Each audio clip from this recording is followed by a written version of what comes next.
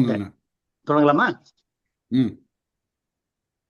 சொல் விற்பனமும் அவதானமும் கவி சொல்லவல்ல நல்வித்தையும் தந்து அடிமை கொள்வாய். நழிநாசனம் சேர் செல்விக்கு அரிது என்று ஒரு காலமும் சிதையாமை நல்கும் கல்வி பெறும் செல்வப்பேரே சகல கலாவல்லியே. அன்பிற்கினிய ஆறுயிர் நண்பர்களே, முருகன் திருவருளாலும் உங்கள் அனைவருடைய ஒத்துழைப்பாலும் உற்சாகத்தாலும் தொடர்ந்து நாம் கந்தர் அலங்கார பாடல்களை பார்க்கின்ற நற்பேற்றினை பெற்றிருக்கின்றோம். இன்றைக்கு நாம் பார்க்க இருக்கின்ற பாடல் எண் 45. சந்திரா மாறிடுச்சு, மாத்தீங்க. என்கிட்ட இருக்கு, நீங்க பாக்குறதுக்கு. ரைட். முதல்ல பாடலை படிச்சேன். ஒரு பூதரும் அறியா தனி வீட்டில் உரை உணர்வு அற்று இரு பூத வீட்டில் இராமல் என்றான். இருகோட்டு ஒருகை பொறு பூதரம் குறித்து ஏகாசமிட்ட புராந்தகற்கு குருபூத வேலவன் நிட்டூர சூர குலாந்தகனே. இப்ப யாருக்காவது ஒரு பேய் பிடிச்சிடுச்சுன்னா நம்ம அதை பார்த்து ரொம்ப அதிசயிக்கிறோம். அந்த பேய் பிடிச்ச உடனே மனிதன் அந்த பேயின் வசம் ஆகி விடுகிறான். இப்ப ஏதோ வடிவேல் ஜோக்கெல்லாம் இருக்கும், பேய் பிடிச்ச மாதிரி பண்ணி எனக்கு 4 புல்லு வாங்கிட்டு வா, சிக்கனை வாங்கிட்டு வா, மட்டனை வாங்கிட்டு வா, அதை வாங்கிட்டு வான்னு சொல்லுவான். அப்ப அதை தின்பது அந்த பூதம்னு நினைக்கிறோம். அப்ப இயற்கையா ஒரு பேய் பிடிச்சிருச்சுன்னா அந்த விஷயத்த நம்ம பெரிய அதிசயம் என்று பார்க்கிறோம். அருணீரன் சொல்றாருன்னா, நாம் வாழ்கின்ற வீடு இருக்கே, இது 5 பூதங்களால் நிரம்பியது.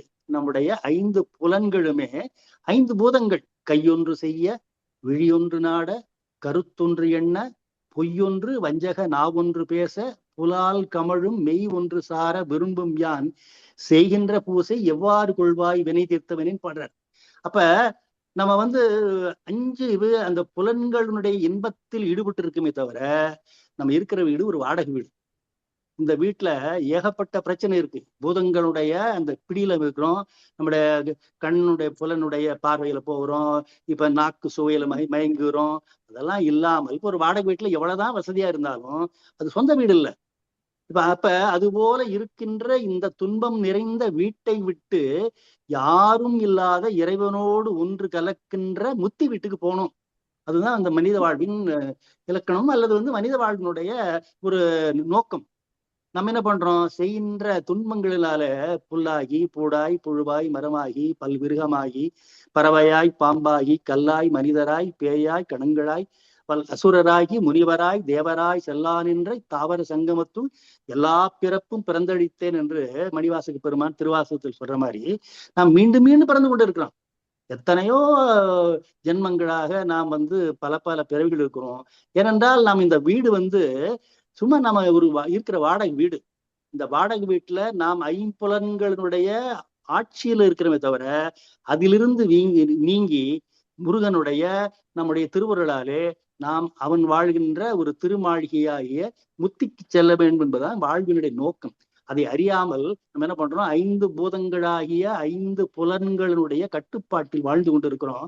அதை விட்டுட்டு எந்த பூதமும் இல்லாத தனி வீட்டில் நீ வாக்கும் மனமும் கடந்த நிலையில் என்னோடு இரு. ஆனா இறைவன் நமக்காதான் அந்த வீட்டை கட்டி வச்சிருக்கிறான்.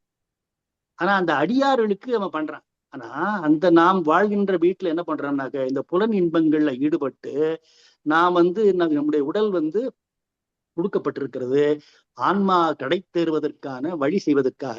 ஆனால் நம்ம என்ன பண்றோம்னாக்க இந்த 5 சுகத்திலே ஈடுபட்டு விட்டு நம்முடைய வாழ்வின் நோக்கத்தை மறந்து நாம் இருப்பதனால மீண்டும் மீண்டும் ஜென்மம் எடுத்து வாழ்ந்து கொண்டு இருக்கிறோம்.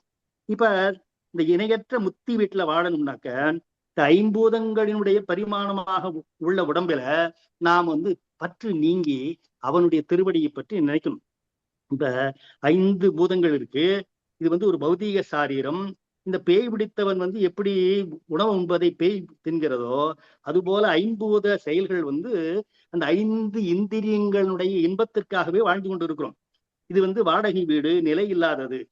நம்முடைய உயிர் இருக்கே, நம்ம என்ன பண்ணாலும் எந்த நேரத்துல எப்படி உயிர் போகுன்னு தெரியாது. அடப்பண்ணி வைத்தார், அடிசலை உண்டார், மடக்குடியாழ்ந்து மந்தனம் கொண்டார், இடப்பக்கமே இறை நொந்ததே என்றார், கிடக்கப்படுத்தார் கிடந்தொழிந்தார். எல்லாருக்கும் நம்ம ரொம்ப காலம் வாழ்ந்துகிட்டு பண்ணிக்கிறோம். ஆனா உலகத்திலே அதிசயமான விஷயம் எதுன்னா, தர்மன் அந்த காட்டுல வாழ்ந்த போது சகோதரோடு ஒரு முறை எல்லாருக்கும் தாகம் வந்துருச்சு. வந்த உடனே போய் எடுக்க சொன்னாக்கா பக்கத்துக்கு ஒரு குளத்துல போறான். அங்க ஒரு காவல் பூதம் இருக்கு.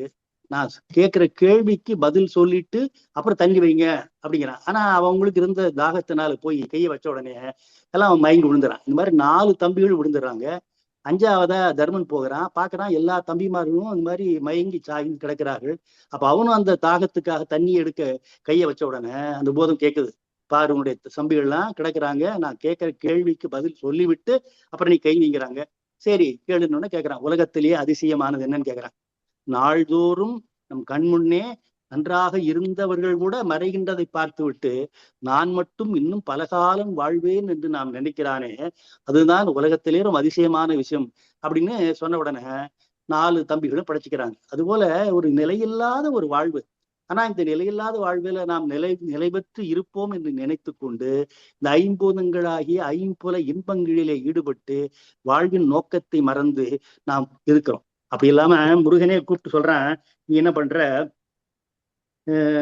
நீ இந்த ஐம்பூதங்களால் அமைந்த வீட்டில் இருக்காமல் ஒரு மனிதரும் அறியாத தனி வீட்டில் வாக்கின் செயலாகிய உரையும் மனதின் செயலாகிய உணர்வு மற்றும் வாக்கும் மனமும் அற்ற நிலையிலே என்னோடு இருப்பாயாக என்று செய்தான். நீ ஐம்பூத வீட்டுல வாழ்ற, ஆனா எந்த பூதரும் இல்லாத தனி வீட்டில் நீ நான் வேறு என்று இல்லாமல் இரண்டரை கலந்து நாம் ஒன்றாக இருக்கலாம், அந்த வீட்டுல வான்னு முருகனை கூப்பிடுறான்.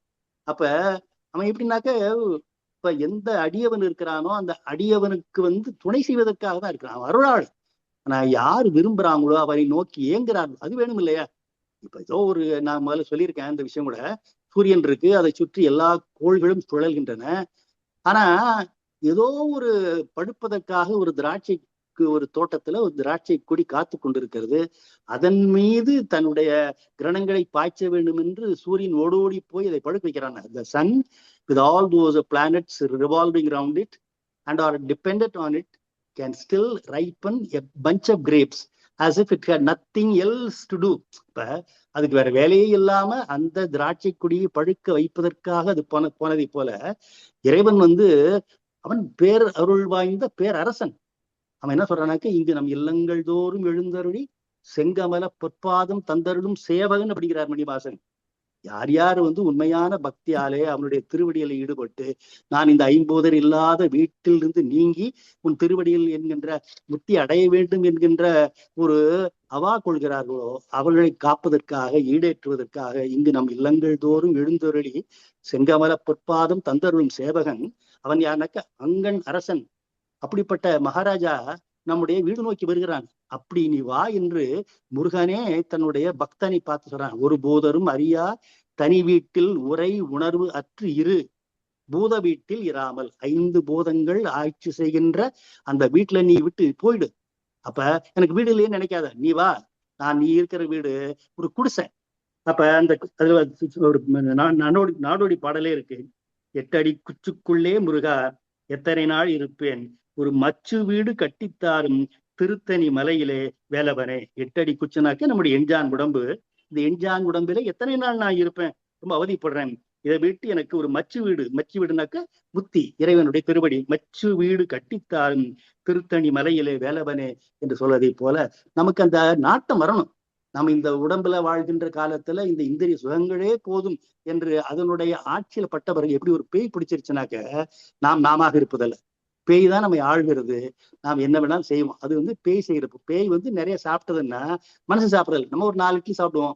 ஆனா ஒரு பேய் 40 இட்லி சாப்பிடுதுனாக்க அது அதற்காகி விடுது. அதை போல இந்திரிய சுகங்களை நாம் நினைந்து என்ன பண்றோம், அதனுடைய ஆட்சியில் ஈடுபட்டு நம்முடைய வாழ்வின் நோக்கத்தை மறந்து வாழ்ந்து கொண்டிருக்கிறோம். அப்படி இல்லாம நீ ஐம்பூத வீட்டில் இருக்காமல் நான் உனக்காக கட்டி வைத்திருக்கின்ற மாட மாளிகையாகிய இந்த முத்தித்தலத்துக்கு வா. அங்கே நீயும் நானும் 2 ஒன்றாக கலந்திருப்போம்.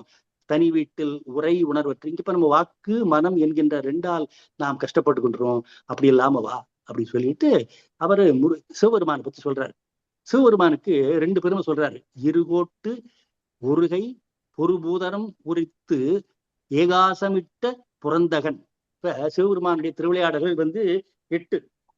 அது பேரு வீரட்டானம் பேரு. வீரச்சீலை செஞ்ச தலம் வீரட்டானம். வீரஸ்தானம் என்பது வீரட்டானம் என்றாகி வீரட்டம் என்று ஆகிவிட்டது. திருக்கண்டியூர் அப்படிங்கிற இடத்துல பிரம்மனுடைய தலையை பறித்தான்.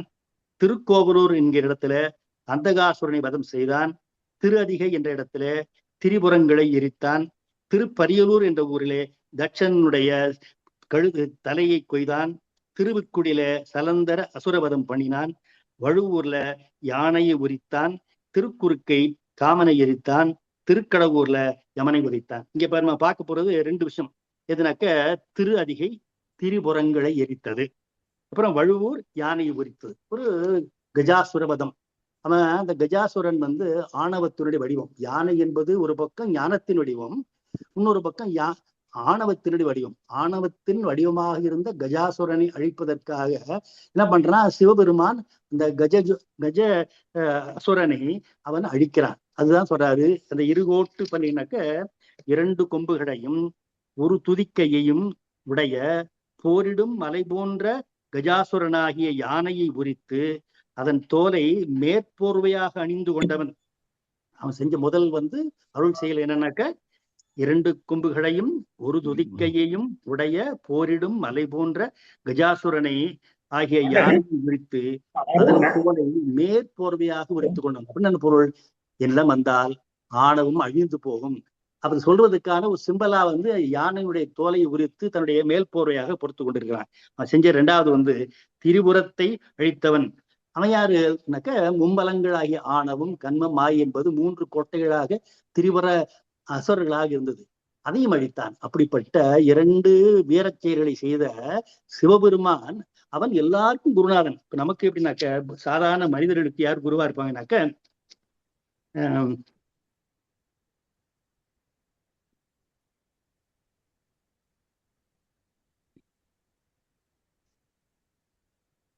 நமக்கு சாதுக்கள் குருவாக இருப்பாங்க.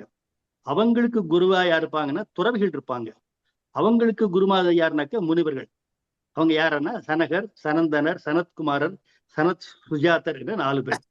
அவங்களுக்கு குரு யார்? தட்சிணாமூர்த்தி. அவன் தான் கல்லாலின் புடையமர்ந்து நான்மறை ஆரங்க முதற் கற்ற கேள்வி வல்லார்கள் 4வர்க்கும் அக்கிருந்த பூரணமாய் மறைக்கப்பாலாய் எல்லாமாய் அல்லதுமாய் இருந்ததனை இருந்தபடி இருந்து காட்டி சொல்லாமல் சொன்னவரை நினையாமல் நினைந்து பவத்துடக்கை வெல்வாம். இப்ப இந்த பிறவியினுடைய அந்த நீட்சி இருக்க மீண்டும் மீண்டும் பிறத்தை அழிப்பதற்காக அந்த 4 முனிவர்கள் போய் உட்கார்ந்துருக்கிறாங்க. அவங்களுக்கு அவன் சின்முத்தரையினால அவன் அருள் செய்தான். அப்படிப்பட்ட சிவபெருமானுக்கு குரு யாருனாக்க முருகன் தான். அவன் சிவகுரு. இவன் சிவனுக்கே ஒரு குருவாக இருந்தான். அதனாலதான் அவனுக்கு பேர் குமரகுருபரன், சிவகுரு, சிவசாமி, தகப்பன் சாமி இதெல்லாம் பேர் இருக்கு. முருகனுடைய அருள் என்னன்னாக்க அப்படிப்பட்ட சிவபெருமானுக்கே அவன் குருவாக இருந்தவன். 2வது எப்படி அவர் கஜ அசுரனை ஒழித்தாரோ, திரிபுரங்களை எரித்தாரோ, அதே போல முருகன் கொடுமையே தொழிலாக பூண்டிருந்த சூரபன்மனையும் அவனுடைய தம்பிமார்களையும் அழித்தான். அப்ப என்னன்னாக்க ஆணவம் அதனுடைய தொடர்புடைய மற்ற அந்த பாவங்களை அழிப்பதற்கு முருகன் எப்பொழுதும் ஞானமாகிய வேலை கையில் வச்சிருக்கான். அவனுடைய முருகனுடைய வேல் ஞான வேல். ஆணவமும் நெருப்பும். இருட்டுக்கு வெளிச்சம் பகை. இருட்டு எடுத்தாலும் வெளிச்சம் கொண்டு போனா இருள் தானாக விலகி போயிடும். அது போல எப்படிப்பட்ட கொடுமையான அசுரர்கள் இருந்தாலும் முருகனுடைய ஞான வேளானது என்ன பண்ணும்னாக்க அந்த ஆணவத்தை ஒழித்து பண்ணும். இப்ப சிவபெருமான் குரு, அவனுக்கு குருவாக இருந்து உபதேசம் பண்ணவன் முருகன். அவன் எப்படி கஜாசுரனை அழித்தானோ அதே போல இவர் சூரபன்மனை அழித்தவன் என்கின்ற வீரச்செயல்களை செய்தவன் என்று சொல்கின்ற அளவிலே இந்த பாட்டு இருக்கிறது. இந்த பாட்டை பிடித்து பொருளை சொல்லிவிட்டன. ஒரு பூதரும் அறியா தனி வீட்டில் உரை உணர்வற்று இரு பூத வீட்டில் இராமல் என்றான். இருகோட்டு உருகை பொறுபூதரம் உரித்து ஏகாசமிட்ட புராந்தகற்கு குருபூத வேலவன் நிட்டூர சூர குலாந்தகனே. 2 கொம்புகளையும் 1 துதிக்கையையும் உடைய போரிடும் மலை போன்ற கஜாசுரனாகிய யானையை உரித்து அதன் தோலை மேல் போர்வையாக அணிந்து கொண்டவனும் திரிபுரத்தை அழித்தவனுமாகிய சிவபெருமானுக்கு குருவடிவாக வந்தவனாகிய வேலை கையில் கொண்ட பெருமானும் கொடுமை புரியும் சூரனது குலம் முழுதற்கும் காலனாக என்று அழித்தவனுமாகிய முருகன் சொல்றான் அந்த பக்தன்கிட்ட, நீ இந்த ஐம்பூதங்களால் அமைந்த வீட்டில் இருக்காமல் ஒரு மனிதரும் அறியாத தனி வீட்டில் வாக்கின் செயலாகிய உரையும் மனதின் செயலாகிய உணர்வுமற்று இருப்பாயாக இந்த அருள் செய்தான். அந்த பூதர்னாக்க மனிதர், தனி வீடுனாக்க தனக்கு இணையற்ற முத்தி வீடு, பூத வீட்டில்னாக்க ஐம்பூதங்களின் பரிமாணமாக உள்ள நம்முடைய உடம்பில் கோடுனா கொம்பு, பூதரம்னா மலை, ஏகாசம்னா போர்வை, புராந்தகனா திரிபுரங்கள், எரித்த அவன் யவனை போன்றவன், குருபூதம்னாக்க குருவடிவாய் வந்தவன், இட்டூரம்னா கொடுமை புரி என்ற அளவுல இந்த பாட்டின் பொருள் இருக்கிறது. இப்ப சிவபெருமானுக்கே குருநாதனாக இருந்த முருகன், அவனுடைய திருவடியை நாம் தொழுதால் எப்படி அவனுக்கு உபதேசம் பண்ணானோ, அதை போல சூரனையும் அவனுடைய குலத்தை அழித்தானோ, அதை போல நம்முடைய மனதில் இருக்கின்ற பாவங்களை போக்கி, இருட்டை போக்கி, ஆணவம் கண்மம் மாயை ஆகிய பாவங்களை நீக்கி நமக்கு நலம் தருவான். நாம் இந்த ஐம்பூதங்கள் நிறைந்த வீட்டில் வாழாமல் அவனோடு அந்த முத்தி இன்பத்தில் என்றும் அழியாத நிலையான இன்பம் இப்ப இங்க அடைகிற இன்பம் எல்லாம் ஒரு impermanent temporary pleasures of life தான். ஆனால் அந்த முத்தி வீட்டுல இருக்கிற பொழுது உரை வாக்கும் இல்லாமல் மனமும் இல்லாமல் அவனோடு எப்பொழுதும் நாம் மகிழ்ந்து இருக்கலாம். நாம் வாழ்கின்ற வீட்டுல எத்தனையோ இடர்பாடுகள் இருக்கு. அந்த இடர்பாடுகளுக்கு நடுவே கிடைக்கிற சின்ன இன்பமே நமக்கு பேரின்பமாக தெரிகிறது நமக்கு. ஆனா அங்க முத்தி வீட்டிலே நம்ம காத்திருக்கிற இன்பம் என்னவென்று தெரியாததுனால அதை பற்ற சிந்தனை இல்லாமல் இருக்கிறோம். அதுக்குதான் ஞானிமார்கள் அவர்கள் அகக்கண் காட்சி படைத்தவர்கள். அவர்கள் முத்தி வீட்டினுடைய இன்பங்களை நமக்கு சொல்லி, வாருங்கள் இந்த வீட்டிலே வாழாதீர்கள், ஒரு வாடகை வீடு, நிலையற்ற வீடு, துன்பங்கள் நிறைந்த வீடு, ஐம்பூதங்கள் ஆட்சி செய்கிற வீடு, இதை விட்டு முருகனுடைய திருவடி சேர்ந்து அந்த மாளிகையாகிய முத்தி வீட்டிலே என்றும் இன்புற்று வாழுங்கள் என்று சொல்கின்ற ஒரு அற்புதமான பாடல். இந்த அளவில் இந்த பாடலுடைய பொருளை நிறைவு செய்கிறேன். நன்றி, வணக்கம்.